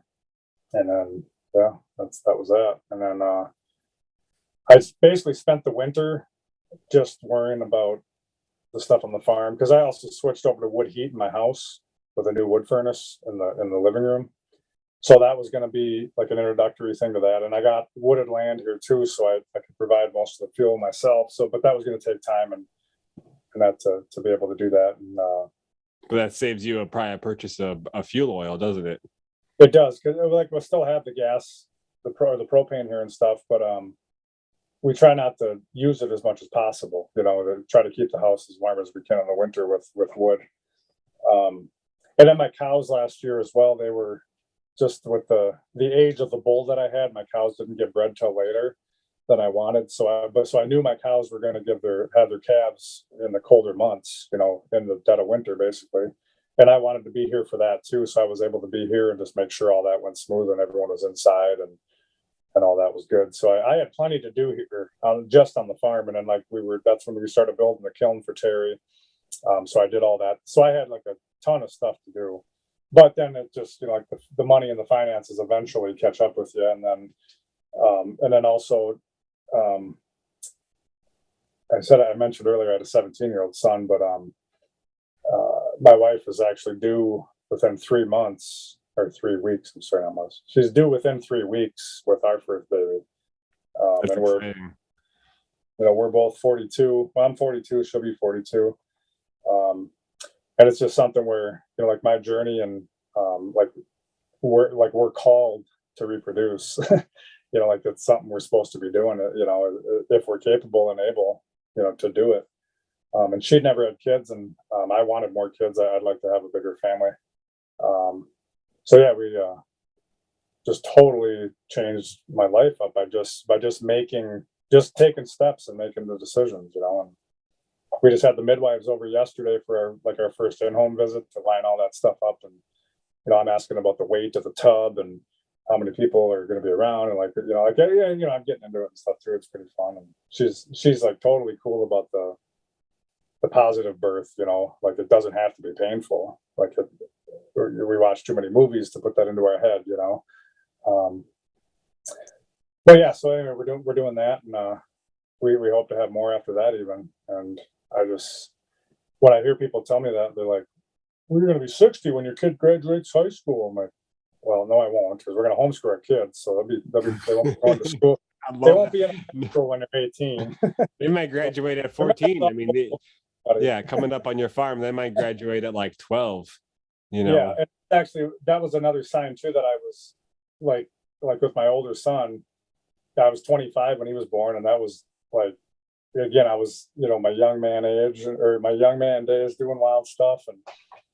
And but just knowing that, not ever meeting my father, that like what that did to my life and how it affected my life, and then like it's still like that empty hole that I still got, because I never met my father. It's like it'll never be filled. It can't be until until maybe I see him again or whatever. But so the way my oldest son has turned out too, that was encouraging too, that even in my roughest and hardest days, I still managed to raise a pretty good kid with him and his mom. We were separated, but we got along and stuff, so we did a good job raising him in that.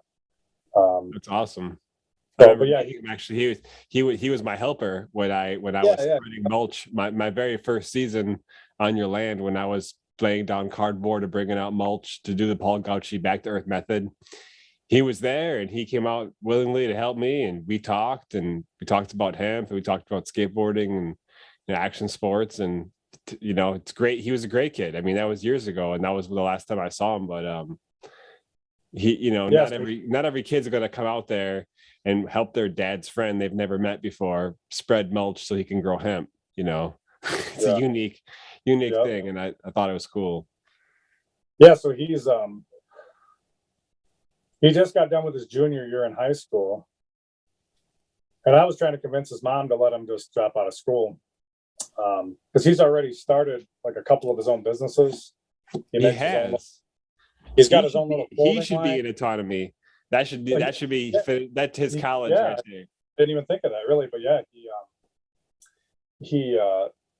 he started with, he's got a website where he sells his own clothes. He's got his own brand name for his clothing line. He goes to Goodwill and he buys old clothes and then just takes them home, and he's got a nice sewing machine, and he just like stitches together like pants and shirts and jackets and different hats and stuff with different logos on them. Amen.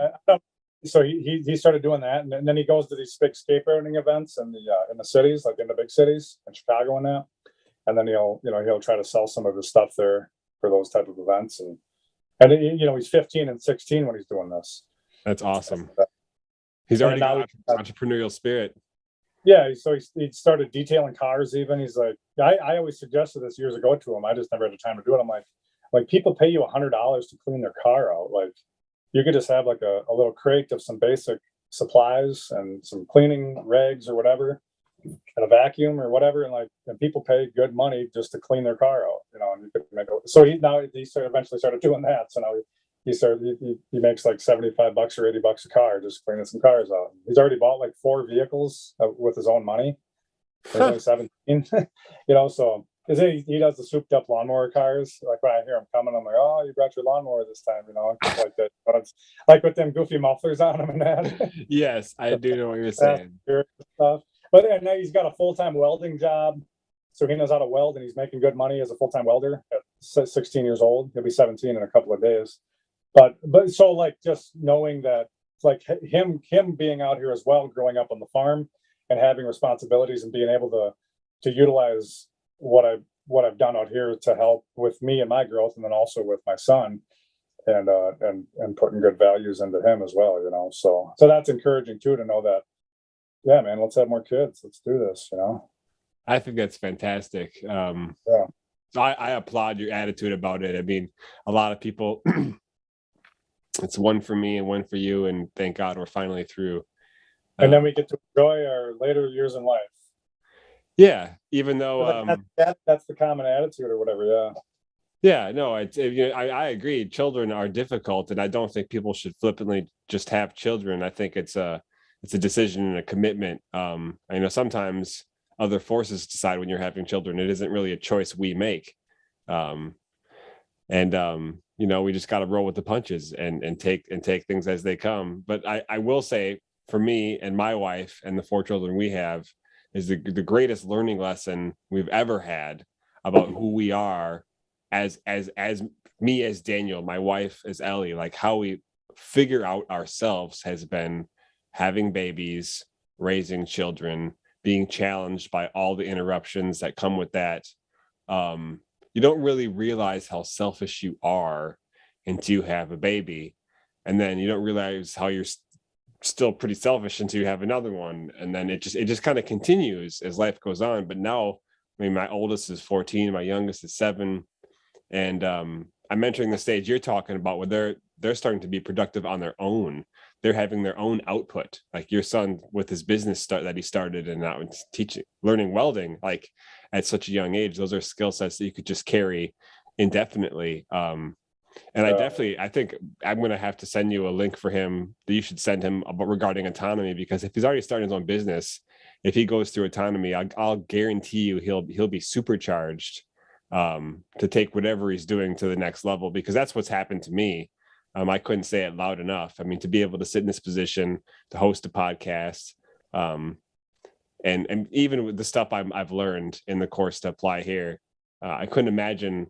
That's what I'm actually aiming for, is to try to get more people between like 16 and 20 to come into autonomy as an alternative for high school, as an alternative for tech school or college, because there's so much skill set, not to mention the community, because it's a lifetime membership. You join autonomy, you get to connect with these people for as long as you're connecting to them and as long as they're there. And some of the people on the call tonight are graduates from like season 3, like they've been around for years. Season 8's about to start, so it's pretty unique. And it seems like the quality of person as well is going to be different. Like if you go to a university or whatever, you're gonna be around certain people that are raised a certain way or have certain ideals and beliefs, ethics, whatever. But it sounds like the people that you're involved with the autonomy is it's going to be people that are they're aware of a lot of these issues that we talk about. Yeah. Well, not only that, there's all the the lies and the corruption and all this stuff. So to be able to inject that or have that knowledge along with helping other people, in a business atmosphere or like a network, that's huge to have people that are aware of all that stuff. Yeah. No, and have things to offer in return, like I see people a lot, like well-meaning, good Republican people, and like they're like they just, I don't know. It's just like they really think Joe Biden is calling all the shots and he's in charge of all the oil prices and all this stuff, and he's an idiot though. He's dumb, but it's funny. Oh man, he's a bad president. And I'm just like, I got to go home. I don't have time. Well, I I'll be here all day for that guy, but it's like, son of a gun. Like, what do you say? Like, I try to get in quick things. Like, Biden's not really the president. He's just a placeholder right there, telling you, there's people behind the scenes doing all this. Like maybe I don't know, like give them a suggestion on what to look into or to start somewhere or whatever. But it's whatever. But yeah, no, that's valuable to have people that to have, because they're going to see different things in the business world that a lot of people won't even reckon. They might see the same thing, but they won't know what the heck what it's going to cause or what it's from or why that's there. Why is that being done? They'll see it, but they won't know much about it. But if you're aware of a lot of these things, these issues, and these things that go on, you can pinpoint stuff and then be able to share that with others. Yeah, no, that's one of my weaknesses too, is like the marketing part of stuff. Like if I could make a living out here, that's the ultimate thing, is to make a living out here and not have to go somewhere else, But I just like, for whatever reason, I need to improve on that for sure before I ever got there. So, well, those are the skill sets that are taught in autonomy. The skill sets of interviewing, copywriting, digital marketing, all that stuff it's all in autonomy. And if people don't get it their first season, they can do it the second season. I mean, that's why I'm doing this podcast as a placeholder in between the end of season 7 and the beginning of season 8, just to continue to facilitate meetings, to put something out, to have people talk about, because there's these groups on Discord and Circle, which is a new one we just started, to keep people connected to what they've got during the 12-week course. It's so intense because there's so much going on that a lot of times during the off break in between seasons, you get a chance to catch up on a different thing you didn't get to. There's stuff I haven't got to from a group called Wealth Battle, and they're all about, estate planning and budgeting your money and trying to treat your actual income the way you and I would treat our inventories. How to best move our inventories so that our sales were up and our waste was down. And so, how to best move your money so that your growth is up and your loss is down. It's basically, and I haven't got to dive into that yet. I mean, there's a permaculture group, and I know a ton about farming. I'm a hemp farmer, but I'm always open to learning more about gardening and permaculture. I think everyone's got some perspective to give to me. I mean, even yesterday, my daughter had a suggestion to watch this show with Zac Efron where they like travel around. They went to Costa Rica, and it was just amazing. He went to some of these like commune sites where people are living off the land with just everything around them is edible. Like they got these jackfruit trees and green leafy things, and this guy's just showing them everything around them is food, surrounded by food. And they've even mastered how to deal with their human waste, which is probably like where mankind currently has no concept, right? Because you just flush it down the toilet. But really, if you look back, like indoor plumbing is pretty new. It's kind of new for if the scale of human history, indoor plumbing is like really recent. So how did mankind handle all the poop all this time? People have no connection to that, and that's part of being sustainable. I know we can ramble long and long. Randy, I want to thank you so much for taking an hour and 45 minutes out of your night on a Friday night to talk with me and to share with people who are listening live and people who may listen on the replay. Is there anything else that you want to share with us they haven't got a chance to talk about? Oh, I mean, I think you and I could just sit here all night and go back and forth in a conversation. So it's just a matter of, I guess I got nothing.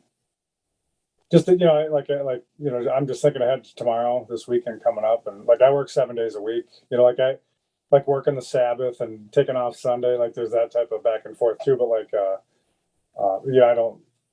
Like when you have livestock and a farm and stuff, there you have to go out and tend to your flocks and herds every day, and there's stuff that builds up during the week that just has to be taken care of on the weekends. So, but yeah, I'm just looking forward to the weekend, and that's probably like an uncommon thing too. Like most people are like, "Oh yeah, man, I'm gonna go boating this weekend, or I'm gonna go get drunk at the bar tonight." Like the people look forward to the weekend for stuff like that. But like, oh man, it's weekends here, man. I get 2 days of work at my place to get a bunch of stuff done. Like I'm just gonna go work again. Like just do all these. I got all these ideas. Like if you got land, like even if somebody got like an acre out in the woods, and they put a little. They lived in a camper or a tent even, until they built a little house or something. Like once you have the land to utilize and to work with, it's endless, the stuff you can do. And you could mess a bunch of stuff up too, and the land's still there. You just try something different, until you figure it out. But it's just a matter of just doing it and not. And then I guess also maybe too is like not caring what other people think about you, and like, why is that guy doing that? Well, that's dumb. Or like, who cares? I don't care what that guy says to me. Like just do your thing, or be yourself, and you learn a bunch of cool stuff along the way. No, what you just said is actually pretty cool. I wish he was here tonight, but I wasn't sure if I got through. But there's a autonomy student in Florida that I did some exercises with during the season, and he's doing exactly what you said. He lives at one place, but he's got a piece of land out in Florida, like away from the city. And he was sharing these pictures, and he made some videos about how like they just got a tent out there now. They're building their first building. They're making it off-grid, sustainable. He's doing this permaculture program. He's starting a new business where he's doing consulting and permaculture, planning for people. Because a lot of people, that's another thing I don't think you realize. People might pay you to come to their land and help them figure out how to bring on animals or bring in a mulch-covered garden. Because a lot of people want these things, but maybe they don't want to do them. Maybe they want to hire someone to do it, or maybe just consult on it. And they really don't want to take a week or two. They're not the type of person who's going to take a week or two to learn all this stuff, because maybe they just have, 12 grand on hand to pay someone else to do it. And I think that's where your biggest value is undiscovered, is all your experience is both in person, you can deliver that in person, and virtually you can consult with someone. Like over a period of time, you can consult with someone. They can show you videos and pictures of their land, and you might be able to help them mold and shape what they're doing. And that's kind of what TJ's doing in Florida, if I understand it correctly. But you've studied and mentored yourself by experience, and I think he went through a course that teaches some of these things. And I don't remember where. I have to ask him. I don't want to misquote and say where it was from, but permaculture is a big thing right now. Everyone's trying to grow their own food when they hear Bill Gates is buying it up and bringing out crickets. So, anywho, yeah, it's crazy. But that was the thing with those all the beef cows that died in the Midwest a few weeks back. Yeah, that's real fishy. Because if it's so hot in Kansas, how come all the cows in Texas and New Mexico ain't dead?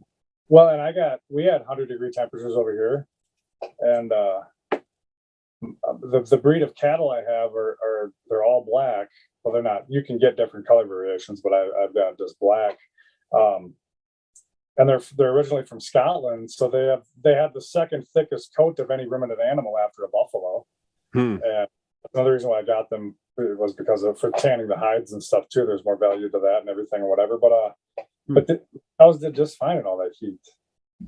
Yep. They just basic shade and their water tanks full. And so hearing that story, you're like, well, that's not true. Fishy. Yeah. Or there's more to it at least, or whatever. But yeah, it goes with that list on even like that one meme you were showing of just the food supply is purposely being attacked and removed from our society, and or the type of food that we're going to consume. Yeah, transitional. Yeah. So. Cool. Well, like you said, we can go all night, and I don't want to take any more of your time. You got a lovely wife waiting in the other room. So do I. It's actually my wife's birthday tonight, so I want to tell everyone, thank my wife for sharing me with you tonight. She's very caring and sharing, and she's a wonderful wife. She actually volunteered to come on maybe in the next couple of weeks, and we could talk about our homeschooling experience and what, I'm gone all day at work, and I'm active in homeschooling my children, but she's the one actually doing it. And a lot of times I've come home and she's been like, we need to do something about this. And I've researched it, and maybe we should do that. And she's always had, I think it's rubbed off on her. When I brought the Trivium into our life, she got into it. She was reading about it. And like you said, it's amazing having a partner who's got the same destination as you. And when you team up, the two of you can get amazing things done. And in relation to that, Autonomy is like hundreds of people, dozens of people teaming up and doing the same thing. And we can mimic that outside of a group like Autonomy. We can mimic that in our communities, our churches, our jobs, our in-laws. And it's just a great way to live life as one who's being excellent to one another. And that's actually I had this thought. I'm glad it ended up here too, where I was wanting to mention this tonight was when you're exposed to the media and you see all these issues going on, all this crazy stuff happening, like that, that's on there for a reason. It's because you don't have much control over it, but it can bring you down, and it can really have a big effect on your life. But like the more local that you get with trying to take care of business and handle things, and right down to the local thing of like, well, what type of person are you yourself? How are you reflecting onto someone else? And you're like, how do I, as a husband and a father, how do I lead my home? How do I then take care of my property and my farm and my animals? And then how do I have a good effect on my neighbors? It's like at a local level, if you bring it back to yourself and what's within you and what you're able to do, like that's the most local that'll have the biggest effect on people. Even though not a lot of people are going to see it or nothing like that, but like you will have more of an effect on the people around you physically near to you, or even family or friends that are maybe not even close to you physically, but no, you can have a really big effect by just doing local stuff, even if it does mean like representing government locally or something or whatever, going to the city council meetings or whatever. But yeah, just taking care of yourself and your home and your family and then your neighbors, and like, and you can try to just affect local, because that, all that global stuff, and it does affect us, which sucks, but it can really tear you up if you're consuming all that stuff all day and you really don't have much control over it. But when you know the food supply is being attacked, you can grow your own food, or like the guys in Costa Rica. Yeah, talking about, and one of the concepts that that really defines how far I think we've fallen from God and his intentions and his ways is the fact that hunger exists. oh, yeah, there's a video about this. Yeah, there's so much food waste that not to mention there's so much wasted land that could grow food. Starvation exists. Yeah, like when you think about what that means that somebody is somewhere not capable of eating or not able to get food because someone else is hoarding. That, or the fact, but again, you go back to local, to yourself. We're all capable of providing for ourselves. Like you saw the mushroom under my tree. Well, that was a psychedelic mushroom. That was the Amanita formosa. So yeah, you have a good time while you're starving. No. Yeah, no. No, but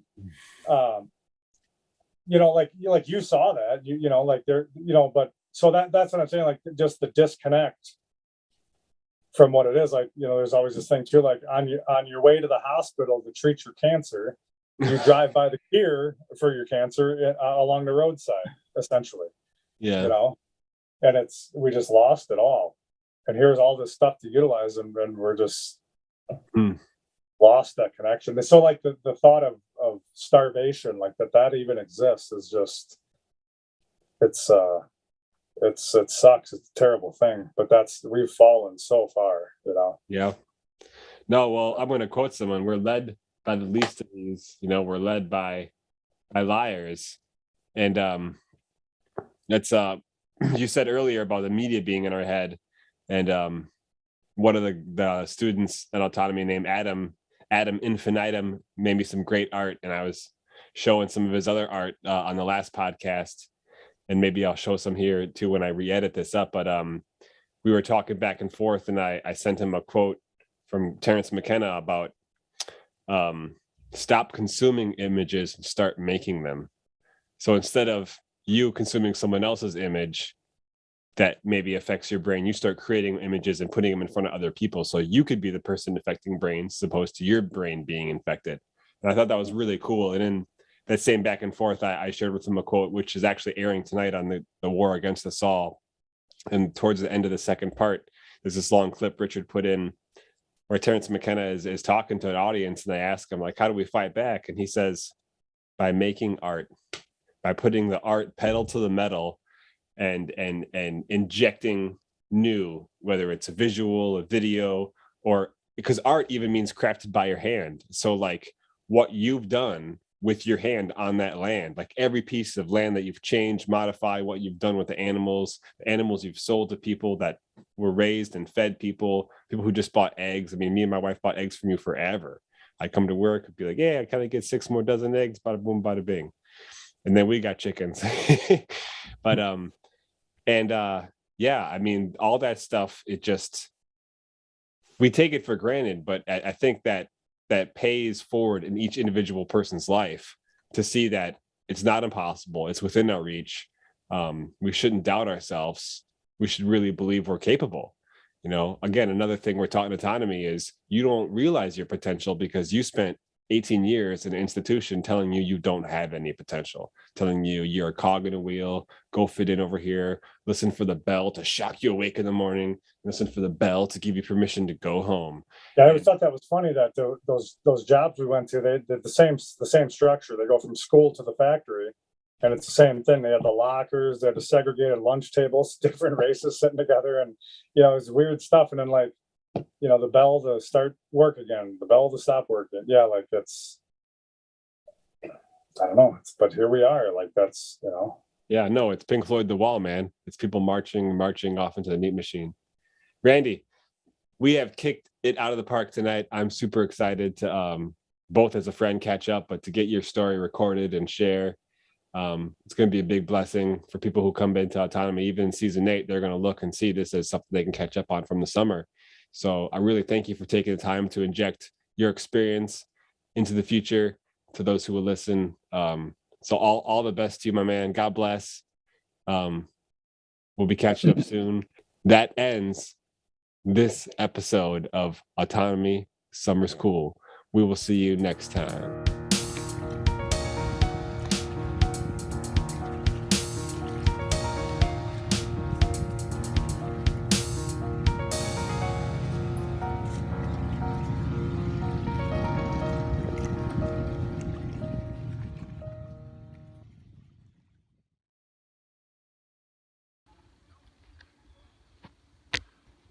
Folks, I have found the sacred mushroom. That's right. This is the Amanita formosa. This is the yellow version of the Amanita muscaria. That's the red one.